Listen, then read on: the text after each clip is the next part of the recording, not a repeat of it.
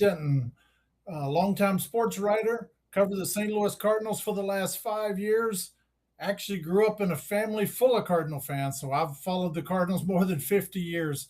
Worked the 4 years with MLB.com, covering the Cardinals every day. Now I cover the Cardinals for Roundtable Sports. Man, it's been a rough week for the Redbirds. Really a rough one. The Cardinals went into Philadelphia before they ever threw a pitch in Philadelphia. Andre Palante was put on the injured list with elbow inflammation. Palante, of course, is one of the best bounce back stories of the season. He's won 12 games, been one of the team's most consistent starters. Then in the fifth inning on Friday night, Hunter Dobbins went down, tightness in his forearm. That may not sound like a bad injury, but that's a bad injury for pitchers. A lot of times it will lead to flexor tendon strains that will require surgeries. Hunter Dobbins is going to get testing on his forearm. He's on the injured list. I really doubt he pitches again this season. On Tuesday, the Cardinals announced that Mason Wynn, Gold Glove shortstop, has a fracture in his left thumb. Mason Wynn, of course, made so many dazzling plays at shortstop all season. Mason actually said he was happy that it was a fracture. If it wasn't for if it wasn't for the fracture, he was worried that he had ligament damage and was going to miss, significant time. Now Mason is shooting for September 1st, the first game of the road trip against the Dodgers in Los Angeles. So it's a matter of days and not weeks. Right now, Mason can wear a glove, he can feel ground balls, he can run, he just can't grip a bat. This Cardinal team has been resilient all season long. Never have they lost more than 4 games in a row. But they're coming into tonight's game having lost 4 in a row. They got swept the 3 games in Philadelphia and then lost last night 13-1. They had Monday's day off. They lost 13-1 last night to the Orioles. Man, Matthew Libator was hit hard. He gave up home runs of 435 feet and 450 feet in that third inning. And then the fifth inning, man, that got ugly in a hurry. Libator gave up 4. Peter Strzelik struggled. Caleb Ferguson came on. The Cardinals gave up 8 runs in the fourth.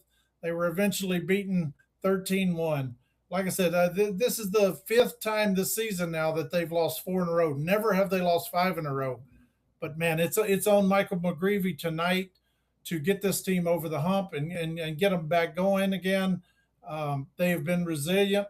The first time this season when they lost 4 in a row, it looked like they were going to go off on a cliff. They went to Pittsburgh and won 4 straight and then beat the Dodgers and put together a 6-game winning streak. So they're being tested right now with the combination of the injuries, the team, just not pitching well with Matthew Libator. Kyle Leahy, one of the best pitchers on the team, is being limited to 5-inning outings. So that's stretching the bullpen as well. The Cardinals announced today that on Thursday, tomorrow, getaway game against the Orioles, they're going to go with a bullpen game. Basically, they're kicking the can down the road on bringing up another pitcher. They did bring up Quinn Matthews. Quinn Matthews gave up 7 runs on Saturday night. He gave up 3 in the first, got through the second inning, but gave up 4 more in the third. He was able to finish a 5-inning outing. That saved the bullpen a little bit, but Quinn Matthews needs a big bounce back start in his next start. Finally, he'll get to pitch at home. He's pitched in Toronto for his major league debut, and then he pitched in Cincinnati. He pitched well, only gave up 1 run over 4 innings, but he was hit hard the other night by the Phillies. As we said, Matthew Libator really struggled. I don't know what the Cardinals are going to do with Matthew Libator right now. Matthew Libator's ERA is up to 5.44. He's 5-12 with a 5.44 ERA. If Matthew Libator had pitched 1 more inning, he would have qualified statistically. That would have given him the worst ERA of any starting pitcher in the major leagues. Fortunately, he didn't qualify, but it's been rough. Libator started off, he was the opening day starter. This team hoped that they could get him to grow into the role of being a staff leader, of taking that next step and driving this team, being that stopper anytime there was a losing streak. But he struggled throughout. June was his worst month. He had an 8 ERA in June, got a little better in July, and here we are in August now. It's another rough month. He's 0-4 in July, or 0-4 in August. So big time struggles with Matthew Libator so far. Let's go back and talk about the game on Sunday in Philadelphia. Longtime Cardinal fans, like, you won't see a game like this, except going all the way back to the 2011 World Series.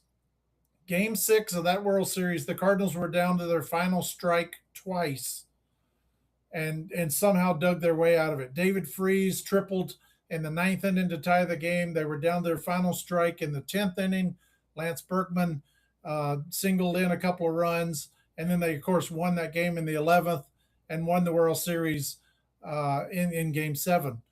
On Sunday, the Cardinals were up 4-0. It was one of their best games of the season. Alec Burleson drove in 2 runs. Jose Fermin hit a home run. The Cardinals really hit Christopher Sanchez really well. Christopher Sanchez or Jacob Mizorowski, one of those two are going to win the MVP in the National League this year. The Cardinals hung 8 hits and 4 earned runs on Christopher Sanchez. They were up 4-0, brought in Riley O'Brien. Riley O'Brien, if you remember, Thursday in Cincinnati, he had a rough outing. Cardinals were up 10-5 going into the ninth inning. O'Brien and Soriano gave up 4 runs. That game ended 10-9, and you thought, okay, now O'Brien can get a couple of days off. He had Friday off. He had Saturday off because of the scores. Sunday, he comes into the game, 4-0 lead. He's an all-star closer. He leads the National League in saves, and he gets 2 outs and then gives up 6 straight hits. It was unbelievable. Edmundo Sosa, the former Cardinal, the guy that's shortstop, the Cardinals traded away in 2022 to get JoJo Romero. You think he still remembers that? He's driven in about 10 runs against the Cardinals this year. He had a 3-run double to make it 4-3. Brian De La Cruz had a hit with down to his final strike. JT Realmuto was down to his final strike and got a hit. Sosa was down to his final strike and got a hit. De La Cruz ties it up 4-4.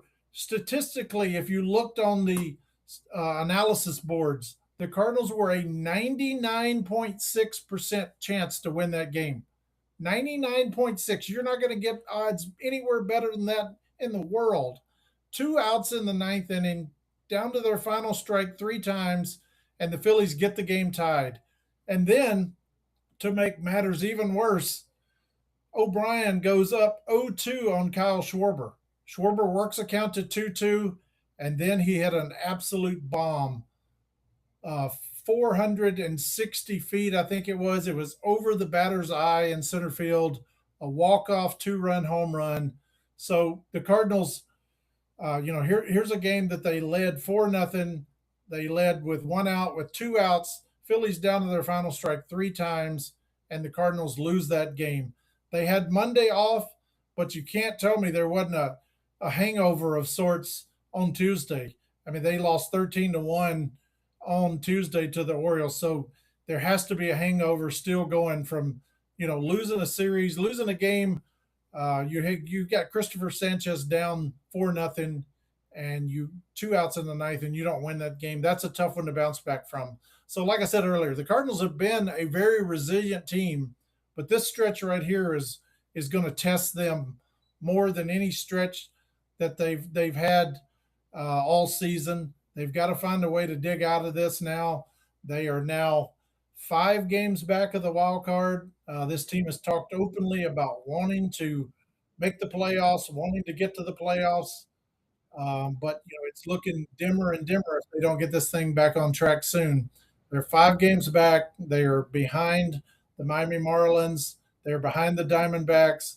The Padres sit in the final wild card spot, and the Cardinals actually own the tiebreaker over the Padres. They don't own the tiebreaker over the Marlins or the Diamondbacks. So if they're going to make a run, they've got to they got to get back on track soon and get this thing going. Cardinal fans, this is Cardinals Corner with John Denton, presented by Sideline Sports and Entertainment Network. We are going to try to bring on our first guest today. Grayson, do we have Lynn Worthy? There he is. There is the man. We're now going to bring on Lynn Worthy of the St. Louis Post-Dispatch. He is a good friend of mine, and get this, folks, he is from Massachusetts, but he is a New York Giants fan somehow. Lynn, welcome into the show. What do you say, JD? I'm not hearing you, Lynn. Sorry. See if I can. You get me? How Got me about now? now, Lynn? Got me now? We may have to take a quick break, real quick. I don't know what's going on with our sound. Check, check.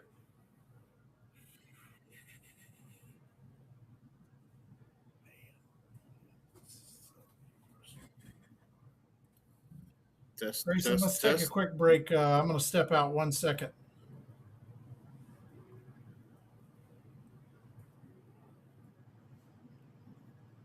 test, test, test.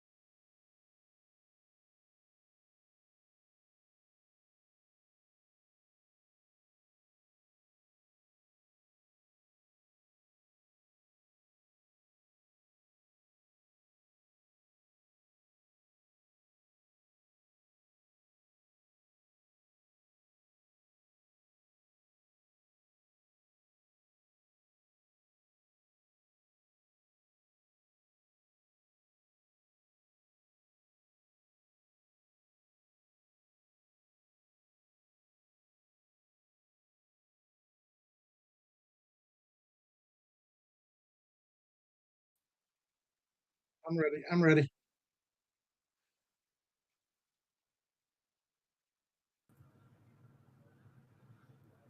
All right, let's try this again, fans. We're going to bring in Lynn Worthy, my good buddy from the St. Louis Post-Dispatch. Lynn is actually at Bush Stadium right now, covering the Cardinals and Orioles. Lynn, how are you? Can you hear me now? I got you now. Sorry about All right. standing earlier. No problem, no problem. What do you say, JD? Not much. How bad was that 13-1 beatdown last night? It looked pretty rough. Oh, it was a long, long day at the ballpark. Not as long as us as not as long for us as it probably was for Libby, but yeah, it was a long day. A long day. Yeah, no doubt about it. Lynn, first I want to go to Sunday's game. I'm sure you watched that game. The Cardinals had a 99.6% chance of winning when Riley O'Brien, All-Star closer, National League leader in saves, squandered that game. What was your reaction to watching that? Was that like watching the car wreck you can't look away from? Yeah, it's one of those ones where it's like if you just said he blew a save, that's sort of that's going to happen. It's the way that it happened is what makes that one just really hurt. Like I mean, for Cardinals fans, it's got to hurt because you got so close. Because he's like you said, the All Star was the is leading the NL in saves, and to get to the point where it's like 4 runs, it's like that's you figure that's a given. You got so much wiggle room there, and then they get down to the point where they get walked off. It was. Yeah, again, I think it's more so the way that it happened. I mean, they're definitely not giving up on Riley. I mean, he's done what he's done this season. I mean, there's some bit of track record there. It's not like the sky is falling, but the way that it happened Yeah, makes that sting. yeah. I know there was some chatter about whether Ollie Marmol should have pulled him out or not. I mean, after watching what happened on Thursday, the bullpen giving up those 4 runs. I mean, I agree you have to stick with Riley. He's your closer. But after watching how rough Thursday went, do you think he should have pulled him before the Schwarber at bat, even if it was Graceffo? Maybe not Caleb Ferguson, a new guy who hasn't had great success, but Don't you try something different after watching what happened on Thursday and then you're seeing it slip away on Sunday? Oh, I mean, listening to Ollie's sort of breakdown of the situation, I think I'm not sure that you do anything different. I mean, especially in the moment. I mean, obviously we're playing the result right now, but in that Yeah. moment when you think about just the matchup where with Schwarber, you figure there's going to be. Um, and also I think the runner was on first. So I think as Ollie was sort of breaking it down, the for Schwarber to get that winning run in, he's got to hit basically a home run because a single, a double, the guy's still on base, and you still have two outs, and you still have a chance to get the next batter to end the game. Whereas if you just put him on, or like if there's some talk about, okay, well, do you walk him? Well, then you walk him, then you move the go ahead, the winning run to second base in scoring position with, I believe it was the shortstop there was the Trey Turner Daylight, was the yeah, next yeah, up next, and that's a high contact guy who a single wins the game for you, and you just put the winning hmm run on second base and put it to where a guy who's a high contact guy is going to potentially put the ball in play and can win the game for you.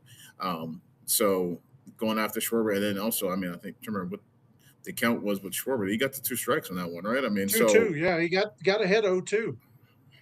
you just got to make a better pitch. I mean, I think that's Yeah, really comes down to as far as people want to say, oh, we should have done this, should have done that. Should have made a better pitch, is what you should have make done. a better pitch. Yeah. Yeah, fans, this is Cardinals Corner with John Denton, presented by Sideline Sports and Entertainment Network. Lynn, my good friend Lynn Worthy here. Lynn, what do the Cardinals do with Matthew Liberatore? You've covered Livy for 3 years now. Um, what do you make of this collapse that he's had, where he misses in the middle of the plate, several times a game, and his ERA is up to 5.44 now, and he's given up 23 home runs. The Cardinals were pushing him. They gave him the opening day start. They were trying to get him to become that staff leader.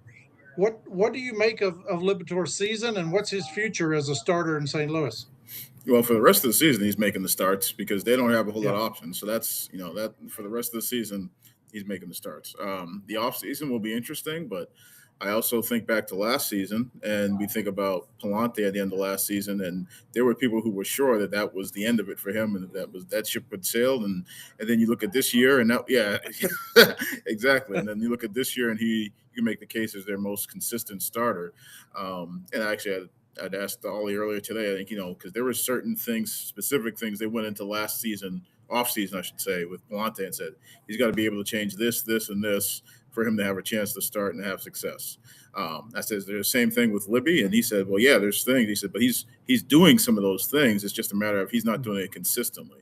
So I think it gets to the off season, and I think you look at him as a guy that you have options as far as you could. There's always the option you could put him in the bullpen, but then there's the option of what else do you have available to you? How do you want to go into the spring training, assuming there is a spring training, or when that yeah, might be, and so he could be a guy that you could say, okay, if we need him here, we could use him here. We need him there, we could use him there, and then it allows you the flexibility on what you go after and how you want to use guys as yeah. far as rotation or bullpen. So I don't think they give up on it altogether. I don't think when we get to this offseason, they're going to say, you know what, he's a reliever from now on. I think they're going to probably keep open the option and the flexibility. Yeah, yeah, yeah. Lynn, they've been a resilient team all season long. They haven't lost more than 4 games at any point this season. They're in a 4-game skid right now. They just took a hit with Palante. They took a hit with Hunter Dobbins. Mason Wynn's probably going to be out till September 1st. Can they survive this, Lynn? I mean, is this maybe the biggest test they face this season? I think because of the injuries, yeah. I mean, because the other ones that you're talking about, like the resiliency was the normal baseball resiliency. Like, okay, you took a shot, or you had a bad loss, or a team really worked you over on a particular day. But this one is more like you're running out of bodies, or you just don't have the guys, which they hadn't had during the season. I mean, I think even like what was that Arizona where they gave up a 7-run Yeah, lead and lost that game. Like that's one that that's a gut punch, but you still had your guys. Now still it's had you guys. yeah, now you don't know who's going to be taking the ball tomorrow. You don't know who's Yeah, um, You're not sure exactly what that bottom part of your lineup's going to look like. I mean, it's going to be tough. Yeah. Lynn, they announced tomorrow they're going to go with a bullpen game. They lost two pitchers. They brought up one pitcher. At some point, don't they have to promote somebody or go sign somebody off the scrap heap? I mean, I know the options aren't great. You've got Pete Hansen down there. Mott's has been working as a reliever. You could always go with Zach Littell. You could go with, heaven forbid, Miles Michaelis, Michael Lorenzen. The names out there aren't very good, but don't they have to fill these innings somehow before they have kind of an innings crisis? Well, so they'll go with the bullpen game. Quinn Matthews will still get that start, I think, on Friday. That's the plan, at least. And then there seems to be optimism that Palante is going to be back sooner than later. I mean, like they think it might be the minimum on that IL stint. He Okay. threw a bullpen yesterday. So like they think he's going to be ready to go, or hope he's going to be ready to go when it's his time is up. So you're talking about like it's not going to be easy, but you don't have to get through an extended period. Now Dobbins seems like there's still a question mark there. We talked to him earlier today, and it's um, not sure what that's looked like. He's basically day to day as far as what he's able to do. What he's it's not a defined return to play sort of situation yet for him. So, but Palante sounds like that could be pretty quick. Um, you're gonna have to find a way to get through a couple of days, and then it'll be interesting to see if it's because you're going to probably need reinforcement somewhere.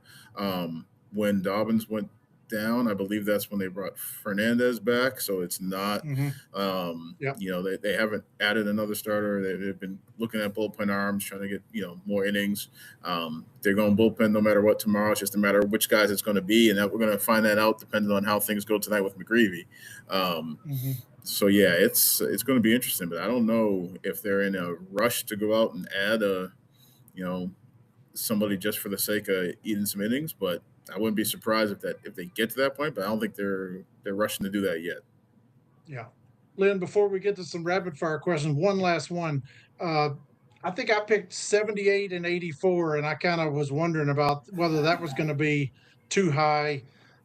Has this is this season already a success considering how they've played, how long they've stayed in it, or will it be a huge disappointment if they fall off a cliff? I mean, they're 5 games out now. If this thing fades away and they fall out of the race, will that be a huge disappointment, or is this already a successful season? Hmm. So at the beginning of the season, my thought was that it's at least for me, my thought was the success was going to be having answers on the roster.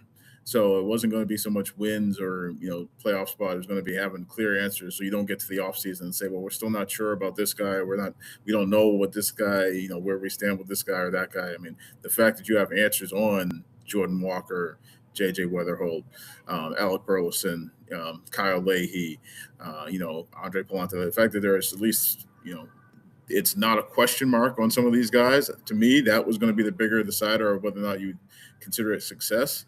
And then once you got into the season, the fact that they've played, competitive baseball, they've been in the race. They're still, right now in the race, even though the roster situation doesn't look encouraging. To me, that's a positive. Now, down the stretch here, if it fades and it looks rough, I mean, I'm sure it's not going to feel good. It's definitely not going to feel Yeah. good for anybody, for fans or for people around, the ballpark. But I think they'll still be able to look at it at the end of the season and say they've got answers to things that they had to get answers for them to go forward and sort of have clear direction, clear path as far as what they need to do. Yeah, yeah. Fans, this is Cardinals Corner with John Denton, presented by Sideline Sports and Network Entertainment Network. I'm joined by Lynn Worthy, columnist at the St. Louis Post-Dispatch. Lynn, let's do some rapid fire questions. We've got 5 minutes left in the show. Sum up for the fans this turnaround for Jordan Walker. Can you compare it to anything you've ever seen in your Mm. career for a guy to go from the depths that he was at for the last 3 years to home run champion to all-star? That jump, sum that up for me if you would. Yeah, I don't know that I have a great comparison. Anything that comes to mind as far as comparison, but I just feel like it went from a guy who potentially, could have been change of scenery. Maybe they give up on to now he's a mainstay. Like that's the sort of the span that it went from maybe he's you got to get rid of him and move him and give him a shot somewhere else to now he's one of your guys that you need to think about building around. I mean, he was in the All Star game, home run derby. So yeah, I think that's the. But I can't think off the top of my head of a real great comparison where a guy went from you know maybe he's doesn't have a future to now he's one of the building blocks.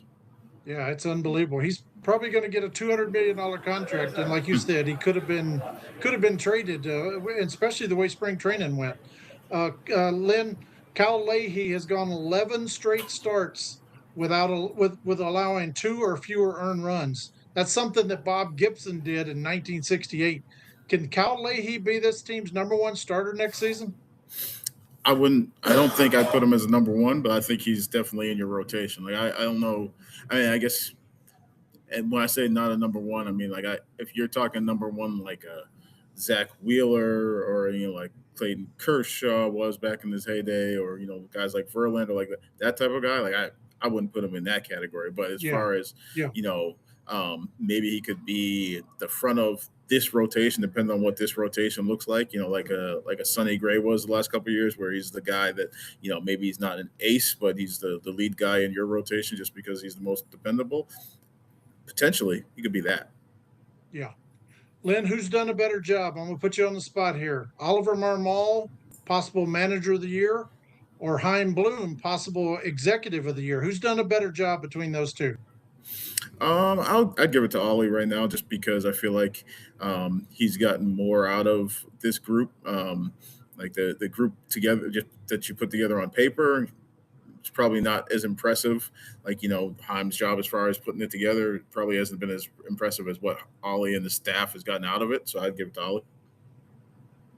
I saw this last night. JJ Weatherholt has the lowest OPS at home this season of any player with 500 at bats, whatever it is. Who wins the Rookie of the Year in the National League? JJ Weatherholt or Sal Stewart? So this is a question that I'll have to somewhat tiptoe on, because I am, at least as of right now, slated to vote on that. And the Oh, BBWA okay, stance okay. is that you don't actually reveal. Also, keeping in Yeah, mind that the season's not over, so like it's not as though yeah. I This is actually have your made up my mind. But I guess I would say um, Sal Stewart's had a tremendous offensive season, clearly, but I also think that there's more to being an all-around contributor than just the offensive stats. So, um, and again, the season's not over, so we'll see what it yeah. looks like. In about another month. Yeah, I mean, Sal Stewart could have 30 home runs and 115 RBI, but do you go with the guy who has the WAR and the guy who might win a Gold Glove? And yeah, it's one of those back and forth. It's kind of the new school against the old school when you look at that one. Lynn, what's your favorite moment of the Cardinal season so far? Do you have a moment that stands out?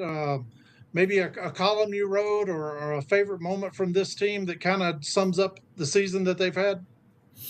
I don't know if there's necessarily a column, but I think just moment. I would say, going back to what we talked about with Jordan's turnaround, I would say maybe that home run derby at the All Star game is probably just the favorite in terms of just encompasses what this season has been, as far as like they're ahead of schedule with the rebuild. They've got some pieces now.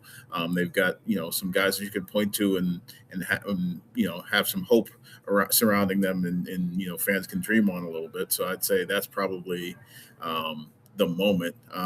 But yeah, I wouldn't say there was any column in particular, but plus I don't know that anybody really is thinking all that deeply about those. Yep. Lynn Rainiel Rodriguez hit two home runs on Sunday. He hit two more home runs on Tuesday night. Is there buzz around the Cardinals? Or are people talking about how good this kid is? I remember last year, Nolan Arenado, when he got sent to Jupiter in a rehab assignment, he said that Rainiel Rodriguez was hitting 400-foot home runs to the opposite field. Have you heard anybody talking about the sensation this kid is down in the minor leagues?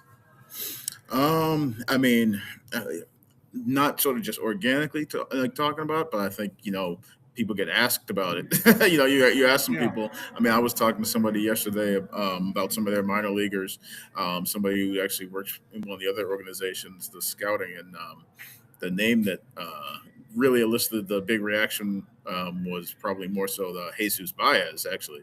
Yeah. But so there's a couple of people that um, you could have. Some people have eyes on. Rodriguez would be interesting just because it'd be interesting to see if he gets moved around. I think Rob Serfolio said in a, a radio interview last week that they were going to talk about adding some positional versatility this offseason, which makes me think that maybe they're going Yeah. to start looking at other things with him. But so he's definitely going to be an interesting person, interesting prospect to watch. Real quick, last one. Giants make the playoffs or don't make the playoffs this season under Jim Harbaugh? I say probably not this season, but I'm hoping for it. But I'm not. Prepare for the worst and hope for the best. So There you go. There you go. Fans, that's Lynn Worthy, columnist at the St. Louis Post-Dispatch. Go read his fine work over there.